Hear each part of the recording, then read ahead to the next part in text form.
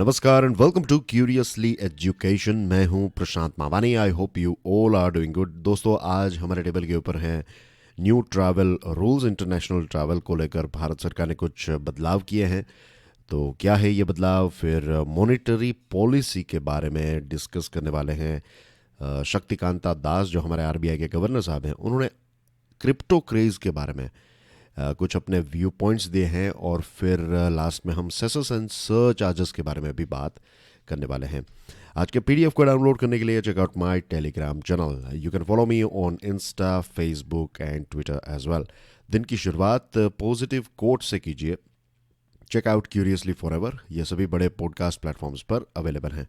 हमारी दो चैनल्स हैं, एक है क्यूरियसली एजुकेशन, एक है क्यूरियसली फॉरएवर। इन दोनों को सब्सक्राइब करना ना भूलें। आज का वीडियो पसंद आए तो hit the like button and please remember, आप ही इस सीरीज के ब्रांड एम्बेसडर हैं, तो share this lecture with other students as well.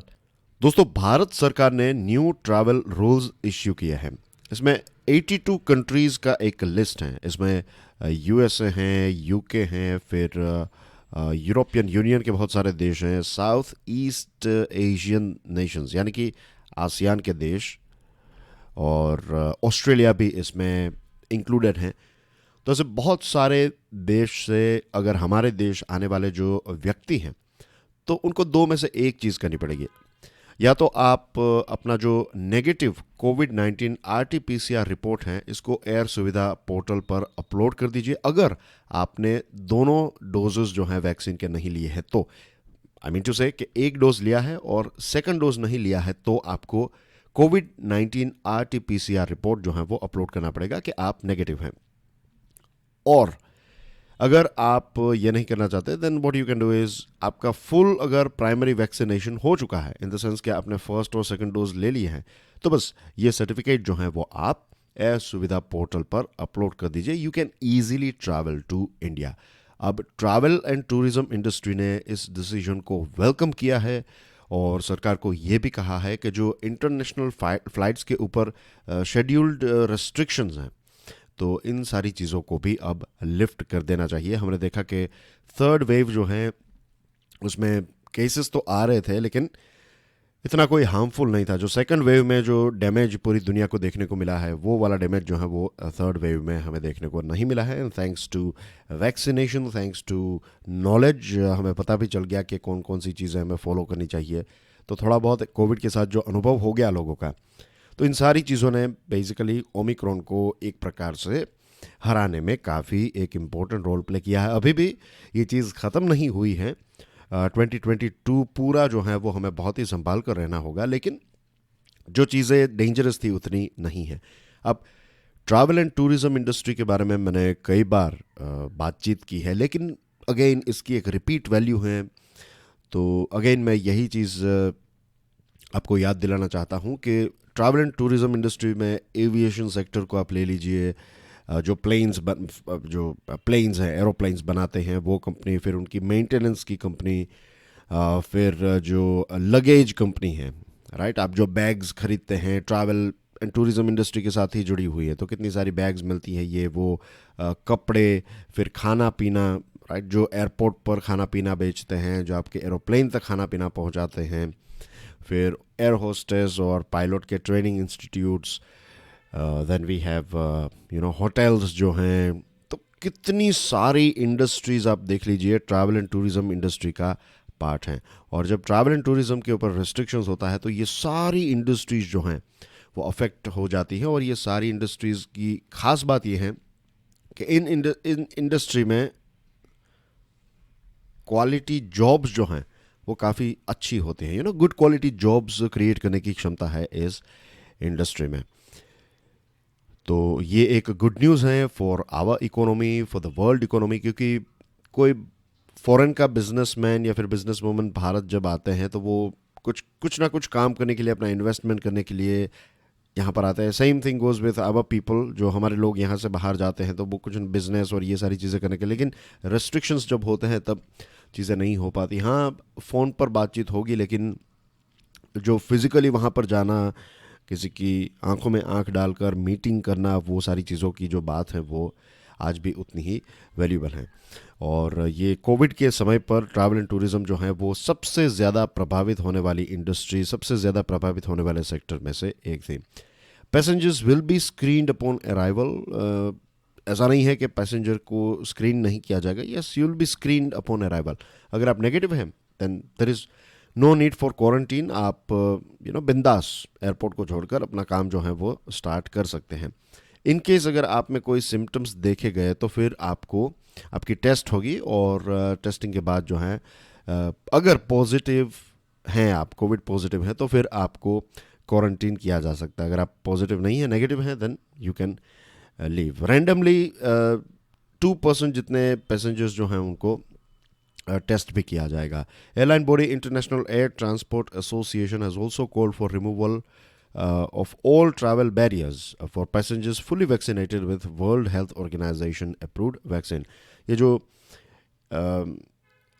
Airline body international air transport association है, उनका कहना यह है कि जितनी वैक्सीन को WHO ने अप्रूव किया है, तो अगर कोई व्यक्ति फुली वैक्सीनेटेड है तो आप उनको किसी भी प्रकार का ट्रैवल बैरियर उनके लिए नहीं होना चाहिए। They should travel freely, they should commute freely. तो ये एक अपील की है। लेट्स होप कि ये भी चीज़ जो है वो जल्दी अलग अलग देशों में भी इम्प्लीमेंट हो जाएगी। और ये अभी 82 कंट्री का लिस्ट है। आई एम श्योर आने वाले कुछ महीनों के अंदर it will be back to normal. Moving on to next item, monetary policy. अब नए स्टूडेंट्स के लिए सबसे पहले तो मैं ये आपको बता दूं कि व्हाट इज़ मॉनिटरी पॉलिसी। ये जो मॉनिटरी है, ये मनी शब्द के साथ जुड़ा हुआ है। और याद रखिए, जब भी मनी की बात आती है तो it's RBI, it's bank basically. और जब फाइनेंस की बात आती है तो remember it is fiscal, F for fiscal, F for finance, and it is about government. ठीक है, तो ये एक बेसिक चीज़ आप समझ लीजिए कि जब भी कोई फिस्कल कंसोलिडेशन की बात करें, फिस्कल डेफिसिट की बात करें, then we are talking about government of India. और जब भी मॉनिटरी की बात आती है तो मॉनिटरी किसके हाथ में है? रिजर्व बैंक ऑफ इंडिया के हाथ में है, राइट। अब पॉलिसी यानी कि नीति, हर 2 महीने में एक बार RBI जो है, इनफैक्ट टू बी प्रिसाइज, एक हमारे देश में अलग से मॉनिटरी पॉलिसी कमेटी की स्थापना की गई है। इसको कहते हैं MPC। ये प्रैक्टिस कुछ सालों से चल रही है। अब MPC जो है, इसमें टोटल 6 मेंबर्स हैं। कितने? 6। और इन 6 में से 3 मेंबर्स जो हैं वो कौन होते हैं? RBI के होते हैं। और बाकी के 3 जो हैं वो गवर्नमेंट ऑफ इंडिया के द्वारा अपॉइंटेड कुछ व्यक्ति हैं, राइट। गवर्नमेंट के द्वारा अपॉइंटेड कुछ एक्सपर्ट्स हैं।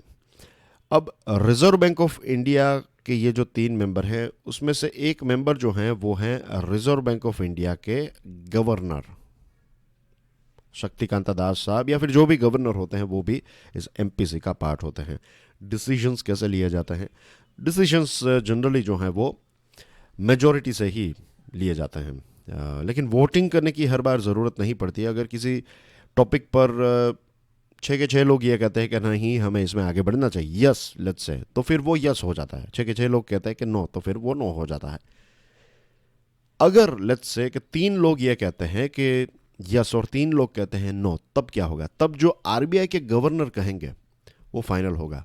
अगर 3 लोगों ने कहा यस, 3 लोगों ने कहा नो, तो फिर RBI के गवर्नर को, क्योंकि उन्होंने पहले यस ही कहा था, मान लेते हैं, और बाकी के जो 3 लोग हैं उन्होंने कहा नो, तो फिर RBI के गवर्नर कहेंगे कि मैं यस के साथ जाना चाहता हूं, और फिर वो यस ही हो जाएगा।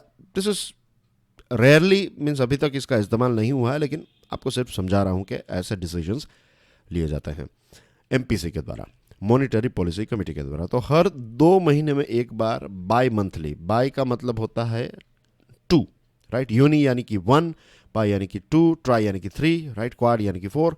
तो बाई मंथली जो पॉलिसी है, ये हर 2 महीने एक बार RBI जो है वो रिलीज करती है, तो इसको कहता है by monthly policy, monetary policy, right. अब रिजर्व बैंक ऑफ इंडिया ने जो लेटेस्ट अपनी मॉनिटरी पॉलिसी है उसमें क्या डिसीजन लिया है, उसके बारे में आज हम बात करने वाले हैं। होप बेसिक चीज क्लियर हो गई। Now let's quickly move on to the facts. आपने अगर इस सीरीज के इस सीरीज़ का जो बजट वाला इकोनॉमिक सर्वे वाला लेक्चर था, पहले वो आया था। अगर आपने वो देखा है और उसके बाद अगर आपने बजट वाला लेक्चर देखा है तो ये चीज़ आपको समझने में बहुत ही ईजी लगेगी कि ग्लोबल सेंट्रल बैंक जो हैं, जो यूएसए की फेडरल रिजर्व हैं, यूके की बैंक हैं और दूसरे देशों की बैंक हैं, अगर आप इंटरनेशनल न्यूज़ को पढ़ेंगे, इकोनॉमिकल बिजनेस न्यूज़ को, आप तो इंटरनेशनल न्यूज़पेपर्स में आपको ये देखने को मिलेगा कि ये सारे जो डेवलप्ड देश है ना, वहाँ पर इन्फ्लेशन काफ़ी बढ़ रहा है। अब यूएसए में इन्फ्लेशन कुछ 7% से भी ज़्यादा हो चुका है। आई थिंक नॉट 7%, 10% से ज़्यादा हो गया है यूएसए में। तो इन्फ्लेशन यानी कि महंगाई जो है वो काफ़ी ज़्यादा बढ़ रही है वहाँ पर कुछ टाइम के लिए, temporary, it's not going to be permanent, लेकिन टेम्पररीली वहाँ पर महंगाई जो है वो काफ़ी बढ़ चुकी है।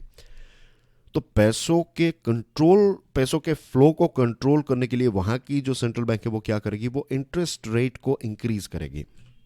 क्योंकि पैसों का फ्लो, जब आप इंटरेस्ट रेट जो है, लोन का रेट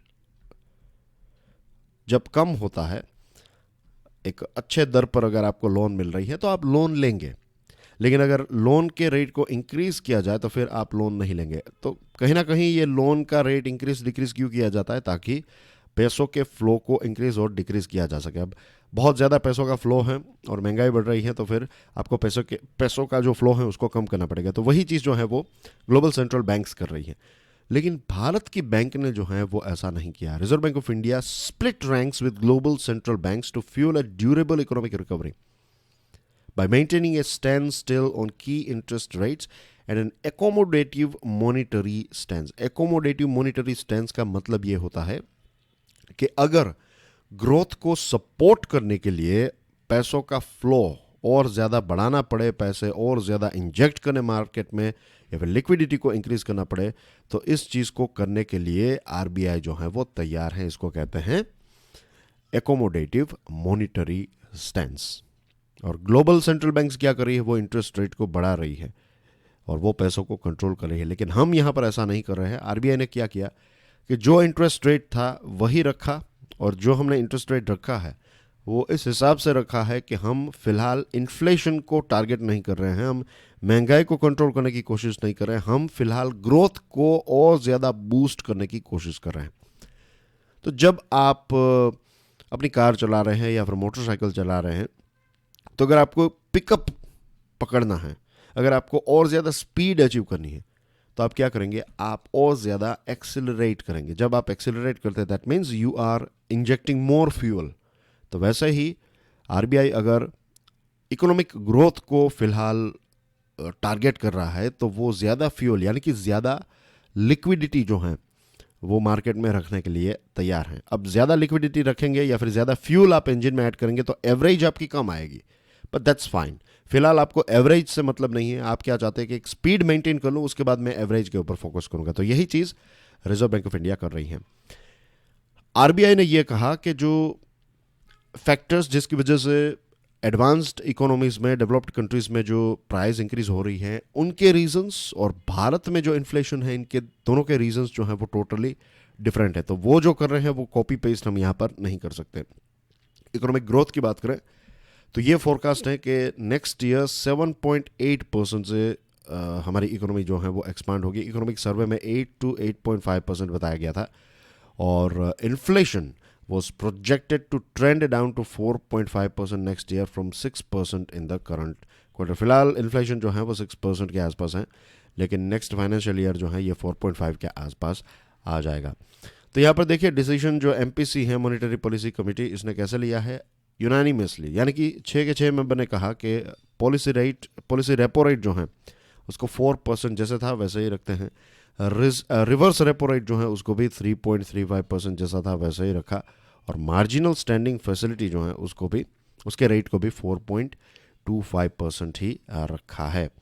आई एम श्योर आपको इन बेसिक चीज़ों के बारे में पता होगा कि what is repo rate, what is reverse repo rate. नए स्टूडेंट्स, पुराने students, regular students, you know it very well, isn't it. Moving on to next interesting item. Shaktikanta Das, हमारे रिजर्व बैंक ऑफ इंडिया के गवर्नर साहब ने crypto craze के बारे में अपने कुछ व्यू पॉइंट्स शेयर किया है। उन्होंने ये बताया कि सेंट्रल बैंक जो है वो जो डिजिटल करेंसी है, जिनको हम कहते हैं सीबीडीसी, यानी कि सेंट्रल बैंक डिजिटल करेंसी, जिसके लॉन्च के बारे में बजट में बात की गई थी। तो इस विषय पर आरबीआई के गवर्नर साहब ने यह बताया कि आरबीआई बहुत ही केयरफुली इसको स्टडी कर रही है और केयरफुली इसको लॉन्च किया जाएगा। किसी भी प्रकार की हड़बड़ी में इसको सरकार लॉन्च नहीं करेगी, क्योंकि we have to create a moat. Moat का मतलब होता है जैसे ये एक कैसल होता है या फिर एक किला जो होता है, एक महल जो होता है, तो उसके इर्द गिर्द ऐसा पानी का पॉन्ड बनाया गया था। It's like a security purpose के लिए इसको बनाया जाता है, राइट।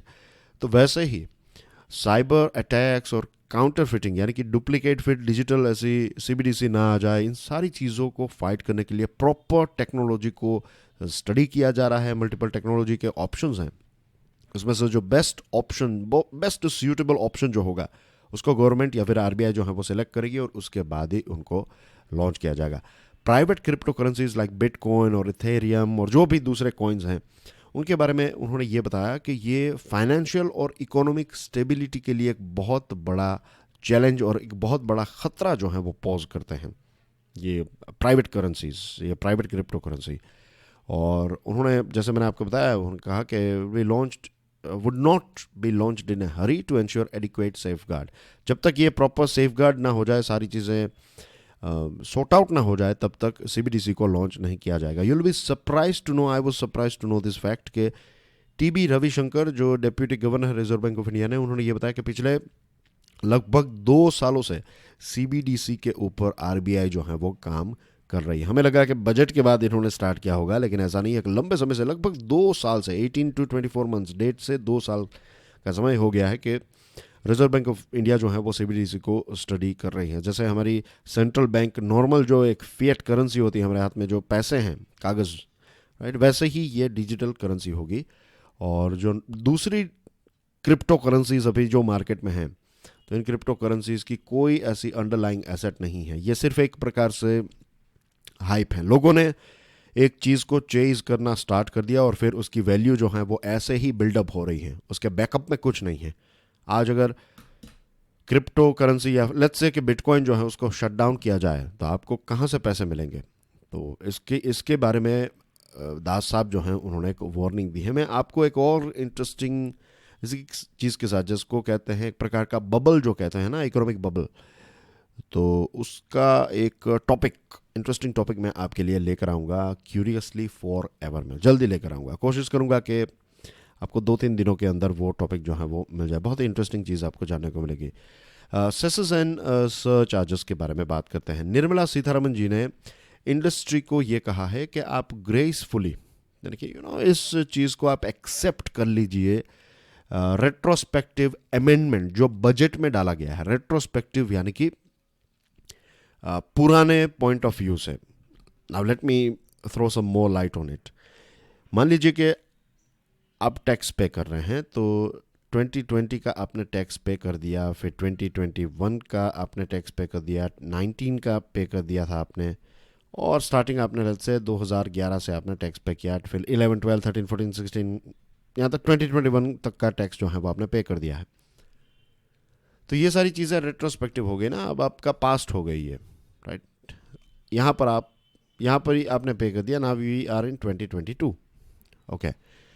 अब लेट्स से कि सरकार ये कहती है कि 2019 से एक चेंज सरकार अगर करती है और कहती है कि 2019 से जो सेसेस एंड सरचार्जेस हैं, इनको आप बिजनेस के एक्सपेंस के तौर पर जो दिखाते थे, अब वो नहीं दिखा पाएंगे। क्योंकि जब ये एक्सपेंस के तौर पर आप दिखाते थे, तो क्या होता था कि आप कुछ एग्जेम्पशंस लेते थे।